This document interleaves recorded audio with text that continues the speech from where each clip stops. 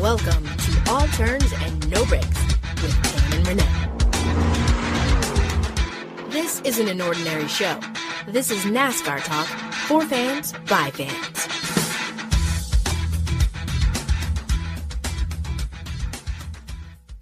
Hey NASCAR fans, welcome to All Turns No Breaks with Tam and Renee. I am Renee, she is Tam. Hey Renee. How are you, Tam? I'm doing great. How are you? I'm fantastic. We are about to do something very fantastic on this episode of All Turns No Breaks. With the help of Valvoline, we're about to talk about all things Dale Jr. I know you like that, right? I love Dale Jr., so anything Dale Jr., I'm in. We teamed up with Valvoline to help tell the tale of Dale. How about that? Did you like that? I like this. Got a nice ring to it. I love it. As Dale Jr., as in Dale Earnhardt Jr., closes a chapter in his racing career, we teamed up with Valvoline, and we're paying tribute by sharing some of your favorite memories. In Dale Jr.'s 19-year Cup career, he amassed 26 victories, 149 top fives, and 260 top 10 finishes. Winning the Daytona 500 in 2004 and in 2014 clearly were big moments of Jr.'s career, but winning the Pepsi 400 on July 1st in 2001 at Daytona was among his most treasured. For those that don't know, that was his first race back at Daytona since his father's passing. Valvoline received hundreds, and I mean hundreds of entries where people submitted their favorite Dale tale. We were lucky enough to chat with two fans and have them share their favorite stories. Whether it was a time they met Dale, if Dale did something on the track, or if it was Dale being Dale, whatever the story may be, Valvoline found those people, and we're going to help them share their story about Dale. How about that? That's really, really awesome. And I think this is a wonderful thing that not only that Valvoline is doing, but I'm so glad that we can be a part of it as well. We did talk to a few fans, like you said. One of the fans that we got to talk to, and his name is Mitch Petrie. He recently took his son to his first NASCAR experience. And what a heartfelt, warming story this guy had. And Mitch Petrie goes into his story, and it's just something that I think our listeners are going to just love to listen to. I thoroughly enjoyed Petrie's story, and it is just something that I think shows what Dale Jr. is all about, not only as an athlete, but as a person in general and as a human being. It is just a wonderful story, and we're going to let you listen to it from Mitch Petrie's own words. This is Mitch.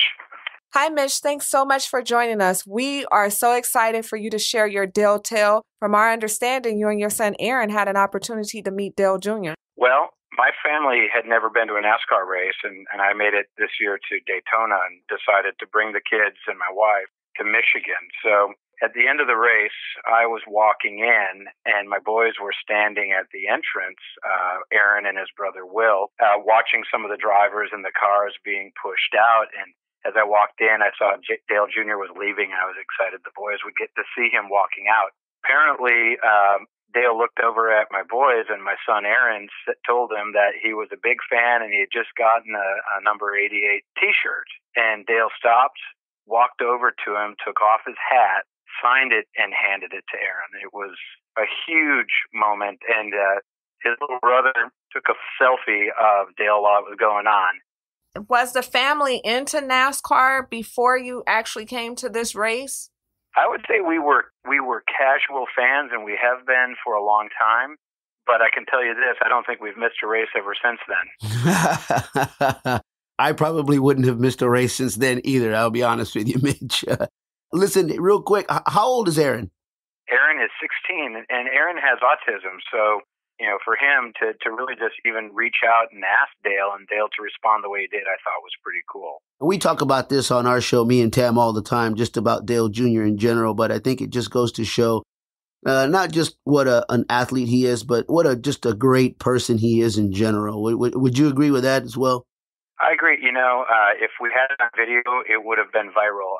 I'm sure of that. And, I've never met Dale Jr. personally, but I know people who have. And I told them that story, and everyone said unequivocally that he is just a super nice guy. And I appreciate that. I'm a little disappointed that we won't get to follow him on the racetrack, but my guess is we'll have lots of opportunities to continue to support him in whatever he does in retirement. How do you feel, and maybe you can share your son's sentiments about Dale Jr. retiring? Like I said, we're relatively new fans. I think Dale Jr. has opened the door to a lot of new fans, and hopefully we'll just follow him and what he continues to do in his career and his life in and out of NASCAR. But we have some other favorite drivers that will probably continue to follow as well. Well, that's what we want to hear. I always say this. I mean, I am one of NASCAR's biggest advocates, and I just got back from Austin at the Formula One race, and there's this ongoing debate, F1 versus IndyCar versus NASCAR, and I always tell people, go to a NASCAR race. Once you go to a race, you're going to be hooked, and I'm sure your son will be hooked for life. Like, Aaron is probably like, oh my God, NASCAR. Yeah, we all have the NASCAR app, and we follow. Even if we can't watch the races live, we a lot of times we'll track and see how our favorite cars are doing and talk about it after the race. And I've been to one Formula One race in my life, and I'll tell you, it's a night and day difference in terms of just the way the events are really organized for fans, and all of the activities go on before and during and after the races. And we were able to go to a country music concert in Michigan and just had an absolute blast as a family. It's a fantastic experience that everyone should experience. Mitch, before we close, if Dale was listening to this podcast, what would you say to Dale on behalf of yourself and your son, Aaron? Well, I'm actually getting a little welled up thinking about it. I really appreciate that he takes the time, not just for my son Aaron, but for all of his fans. It's so appreciated. And, a guy like that, I've always said if I were a famous guy, I would try to do things like that. And so to see him do that was really special, and I think says a lot about his character. And, I hope, like I said, I hope he just really enjoys retirement and figures out what he wants to do. And like, I agree with you. Whatever he chooses to do, I think he's going to do very well. Awesome. Well, thank you so much, Mitch. We really appreciate you sharing your story. Gotcha. Mitch, you are awesome, buddy. And I wish you and your family the best, and especially Aaron. And you know what? I also have a hat that's signed by Jimmy Johnson and Dale Jr. And I'm just like Aaron. I always want to put it up, but I always find myself wearing the hat. So I know how Aaron feels, bud. I'll send you some pictures, okay? I've got your email here. I'll send you a picture Please of do. The selfie that my son Will took while Dale was signing the hat, and then I'll send you a picture of my wife and Aaron afterwards. It's so cool. Fantastic, okay, Mitch. Awesome. Well, thank you so much. Have a wonderful evening, and we'll be in touch soon. Hey, I'm going to look for you in Daytona next year because I'm definitely going back. Well, Mitch, if we see you at Daytona, you sound like you're just a lucky guy all around, so we're definitely going to have to hang out with you. Yeah, you have the connection. All right, sounds good. Right on, Mitch. Okay. Thank you. Thank you. Have a great day. Bye-bye. Yeah, what a fantastic story that was. We definitely enjoyed listening to Mitch. What a great guy. What a great story. And it just shows how awesome Dale is. Yeah, I'm going to be honest with you, Tim. I think listening to some of this stuff, if you're not moved in any kind of way, whether just emotionally or just mentally, you're not living, because that is just something that you listen to and it just touches your heart. And I think that is exactly what Valvoline and us are trying to show in Dale Jr. and these Dale Jr. tales. Well, when Valvoline was searching for these Dale tales, they asked a simple question: have you ever met Dale? They also asked, can you share your favorite winning moment? And then they said, perhaps you're his biggest fan and you have a good reason why we should hear your Dale tale.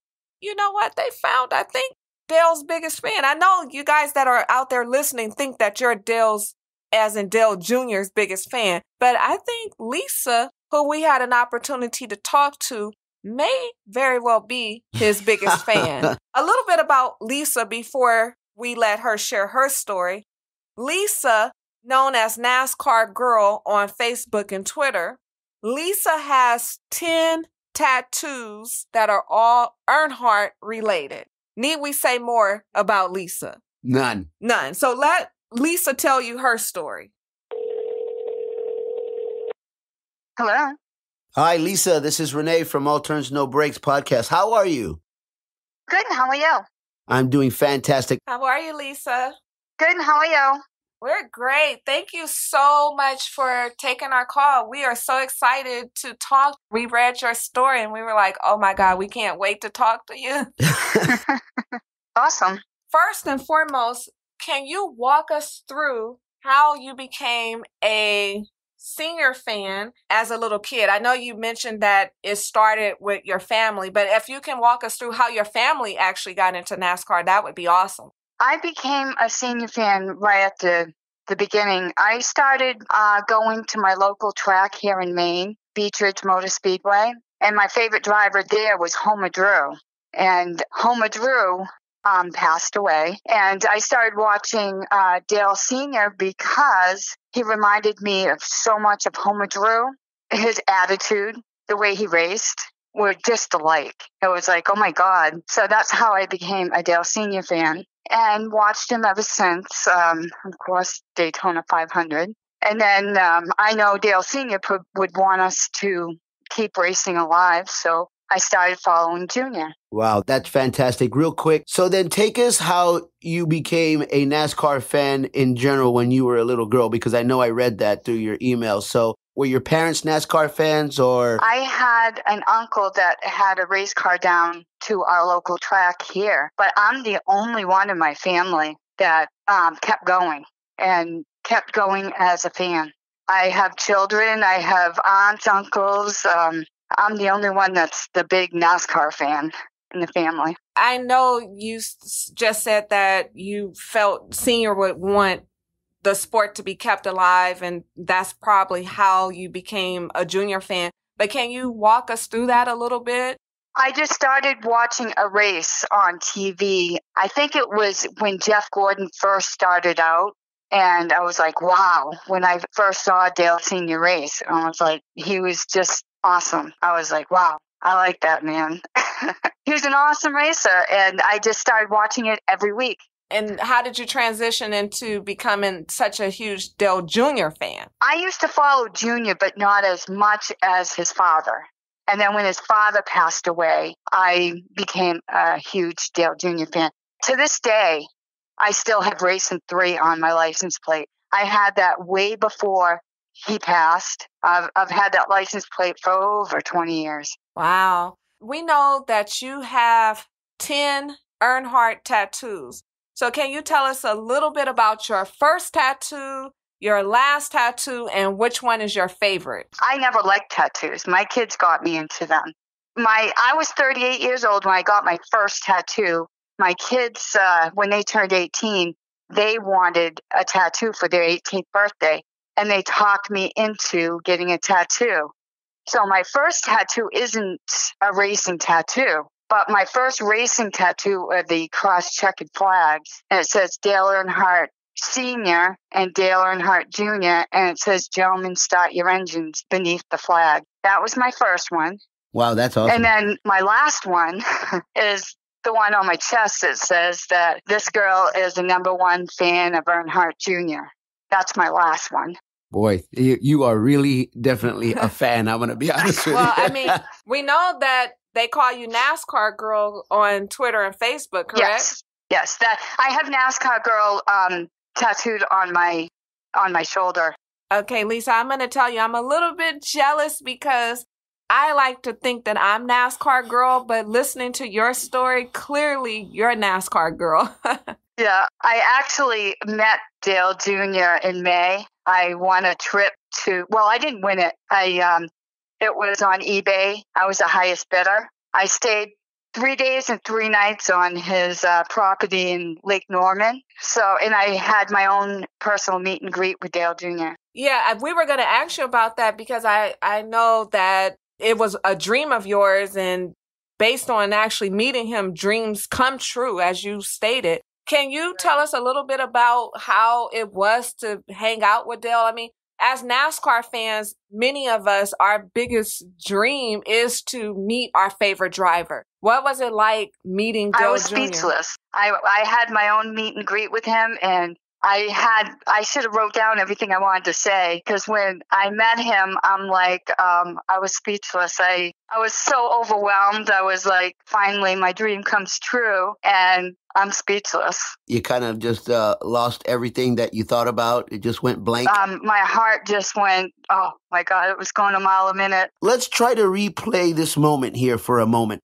So let's say you're back in that moment with Dale Jr., and let's say you have another opportunity just to kind of, maybe remember some of the things that you wanted to say. What would you say if, let's create the scenario again. He's here, you're there, and what was one of the main questions you really wanted to ask, or maybe one of the best things that you wanted to hear? Well, I wanted to know what races he was, because he mentioned that he was going to race a couple of the Xfinity races, and I wanted to know which races he was going to race, and which, if he was going to go to every track. I know he's going to be speaking about the races and everything. I just didn't know if he was going to every track or if he was going to be at Loudon in July, because I know my local track where I go and see him race is Loudon, and I know they took away the September race, and I didn't know if he was going to be there in July. And I asked him about a place. He's a big Bentley Warren fan, and I had asked him if he was going to go to Bentley's, because Bentley owns a bar here in Maine. Mm-hmm. Yeah, if he was going to go there when he opens up in next season. Lisa, as a huge Earnhardt family fan, can you tell us what Dale Jr. means to you? Oh, he means a lot to me. He is my hero, okay? And I felt like I met my hero that day. He's a wicked nice guy, and like I said, I followed his dad, and I know his dad would want us to keep racing alive. And I was at work. I'll never forget this, when he told everyone that he was going to retire. My phone went off like crazy. Everyone was telling me, and here I am. I couldn't function for the rest of the day. I was bummed. I'm happy for him. Don't get me wrong. I'm happy for him to start his life, but I was disappointed because he was my favorite race car driver. Will you follow any other drivers? Yes. Alex Bowman. Okay, so you're going to ride with Alex. Stick with the 88. Oh, I've met him too. I've met a lot of the race car drivers, at Loudon. I got my pictures taken with a lot of them. Okay, well, I will share some things with you. Renee and I spent some time with Alex earlier this season at Daytona, and I was with Alex in Texas last year, as well as Daytona this year. And I can honestly tell you, everything that you think about this guy in terms of him being the sweetest young guy ever is really true. So it was a great replacement for the 88. I mean, I know it was a lot of controversy about it, but he will live up to the hype. I can guarantee that. So one last question for you before we let you go. If Dale was listening to this conversation, to this podcast, what would you want to tell him? That I wish him well, and I hope to see him again. I'd like to say hello to him again, meet him, and be able to actually talk to him without being speechless. I don't get starstruck very much, but there are moments I do get starstruck. Don't get me wrong. It is part of, I think, just being human.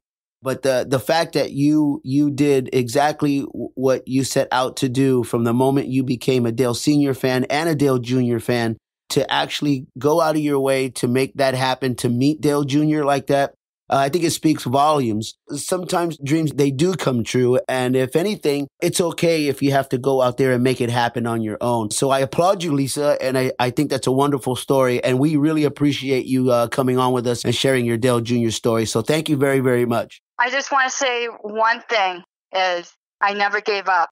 I never gave up. I spent years trying to meet this guy, Dale Jr.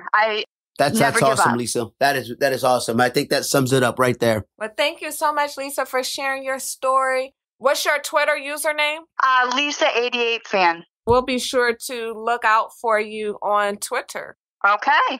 Awesome. Thank you so much. You too. Bye-bye. Bye.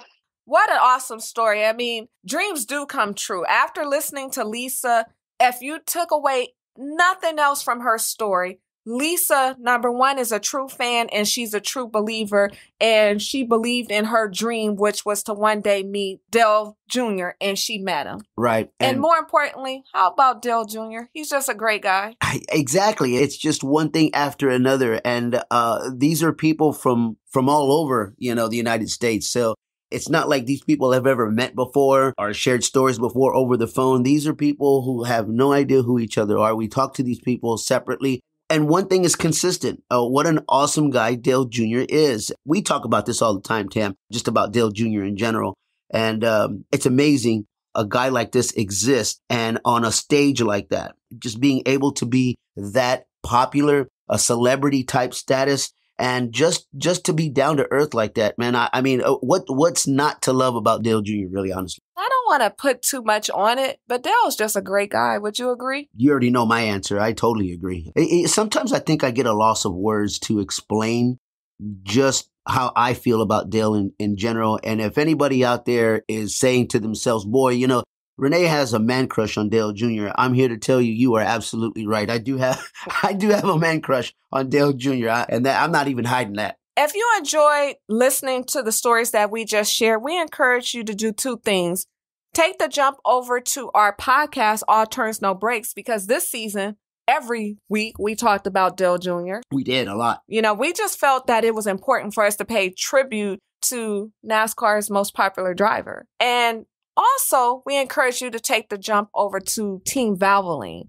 Team Valvoline has a wealth of information, whether it's Dale Jr., Chase Elliott, the rest of the Hendrick guys for your Jimmy Johnson fans, or even if you want to know about changing your oil, Team Valvoline has you covered. On that note, we want to say thank you for listening. And it's not the end for Dale Jr. It's actually just the beginning. But we'll be sad to see him leave the racetrack. Right. And Tam, I think you will agree with me as well when I say this, but no matter what journey Dale Jr. takes from here, whether it's the booth, commercials, acting, television, political role of some sort, I think he is going to succeed in anything that he does because he is just one awesome human being. And I just want to say that I'm so glad that we were a part of Team Valvoline and this whole project that they put together. For Tam and myself, for All Turns, No Breaks, thank you for listening to us. Be kind to each other. Bye-bye. Thanks so much for tuning in with Tam and Renee.